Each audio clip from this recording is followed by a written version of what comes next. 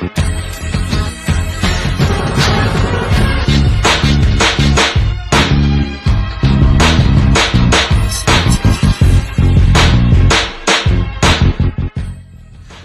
everybody to another episode of Smart Remarks. I'm your host, Mark Impress Preston. Week 10 was a mighty impressive week for a lot of teams. A lot of teams didn't show up as well. We're going to get into all of that and more during this episode. So without further ado, let's get this show kicked off.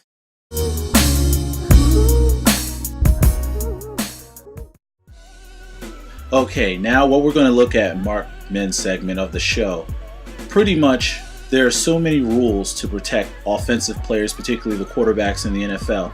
And 4 starting quarterbacks were not completely out of games. Now, one really isn't significant because we knew eventually Mike Vick was going to get hurt behind that Eagles offensive line, and the Eagles season is over. So we're not going to really focus in on him. But looking at how Jay Cutler being knocked out of the game, as well as Alex Smith, and it's ironic that the Chicago Bears and the 49ers play each other, so we'll see how the backups, Jason Campbell for the Bears and Colin Kaepernick for the 49ers, how they perform in this big primetime game coming up. And the quarterback that I failed to mention, or at least talk about a little bit, is Big Ben of the Steelers. And we all know the Steelers have a rough couple of games coming up. They got a game with the Cowboys in 4 or 5 weeks. They got 2 games with the Ravens. So will the Steelers be able to keep their playoff hopes alive in a tough conference in the AFC with Big Ben out?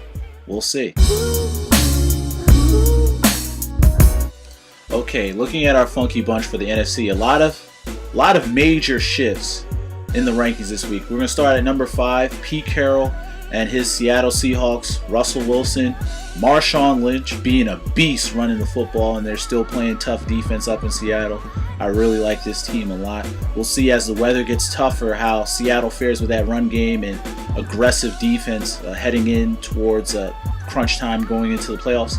Number 4, the Falcons lost to the Saints. I knew that was coming, but I think the Falcons may have shown a little bit of signs of weakness. We'll see if they'll be able to bounce back and get back up there, but right now they're no longer invincible, so can't give them as much respect as I've been giving them over the course of the season.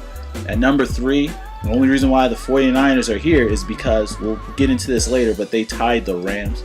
Now the Rams are a pretty tough defensive team, but San Francisco had a chance to win that game as well as the Rams did too, so yeah, not a real good week for the 49ers, but they will be playing the number 2 team in my NFC rankings, the Chicago Bears, on prime time. Again, they suffered a horrible injury to their quarterback position as well. We'll see. The Bears played the Texans in a very sloppy game, which was a great game to watch if you saw it on Sunday Night Football. I'm really big on the Bears. And at number 1, silently but yet deadly, Aaron Rodgers and the Green Bay Packers. If you erase that loss that they suffered to Seattle with the controversial call at the end of the game, this team would only have 2 losses on the season. Obviously, Aaron Rodgers is the best quarterback in the NFL, so the Packers are a very dangerous team, especially when they get Charles Woodson back healthy.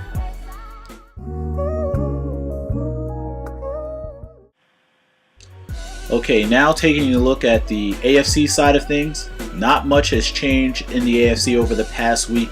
At number 5, even though Big Ben went down, next man up for the Steelers, Byron Leftwich, an experienced quarterback, is going to step in there. Let's see what he's able to do. Hopefully they get some people back on defense like Palomalu, because they have some really tough games coming up. And at number 4, I still have the Denver Broncos, who have a very easy schedule the rest of the year. So we'll see if they're able to move on up in the conference and in the power rankings on here.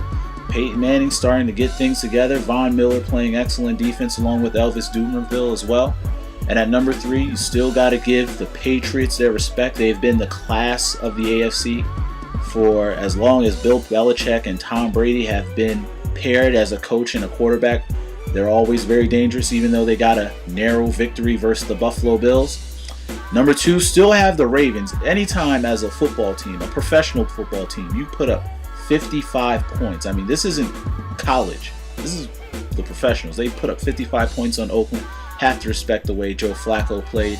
And that defense still isn't where it wants to be yet, but they are missing Ray Lewis. Hopefully they'll get him back. As a fan of football, we hope to see that he comes back at some point for the playoffs. But they still have time to figure things out.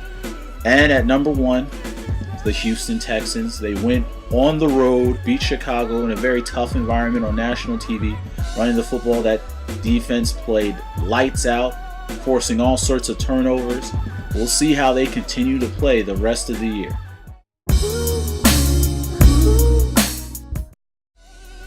Okay, and now for some smart picks. Last week on the show, came back from out of the natural disasters, still on fire, went 3-0 on the show, went 11-2 for the week.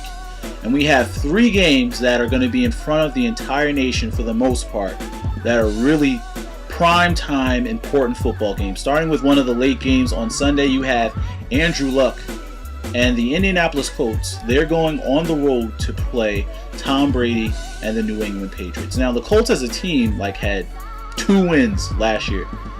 Peyton Manning out, the number 1 overall pick in, most of the guys still the same, and they're playing like a completely revamped team instead of a rebuilding team. So even with that said, gotta give the experience to the more experienced quarterback in Tom Brady, more experienced head coach in Bill Belichick. They're at home. Could be some elements. They're not in the comforts of the dome in Indianapolis, so look for the Patriots to win in a close game. Now, on Sunday Night Football, you have, which I think, the best rivalry right now in the modern-day National Football League. The Baltimore Ravens and the Pittsburgh Steelers. Both these teams are like spitting images of each other. Both want to play tough, physical, violent defense. Both teams like to run the football. Both teams have promising quarterbacks. Both teams have good coaching as well. Unfortunately, I do not like the Pittsburgh Steelers' chances to win without Ben Roethlisberger. Matter of fact, they've never beaten the Ravens when Ben Roethlisberger is not playing quarterback, and that's not going to be any different. And on Monday Night Football, you have the Chicago Bears going to San Francisco. And to me, I'm going to find out a lot about the Bears. A tough loss to the Texans last week. They're going to be on the road.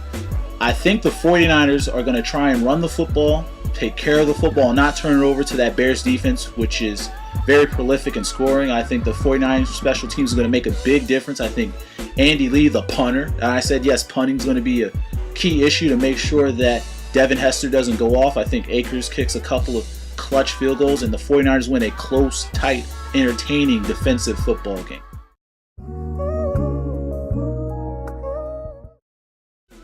Okay, so a question I had to ask myself after this past week of action in the NFL season is, why are there ties in football? It's been quite some time since we had a tie in the regular season, and my feelings is that there's no ties in regular season football. There should be no ties.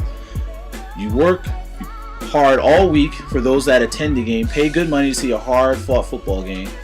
I mean, really, the 49ers, if they want to be that elite team, they shouldn't have been in a tie with the Rams in the first place. But my point is, the way the overtime rules are, you can like the sudden death, you can like the both teams get the one possession unless the first team goes down and scores on the first touchdown. My thing is, it should not end in a tie.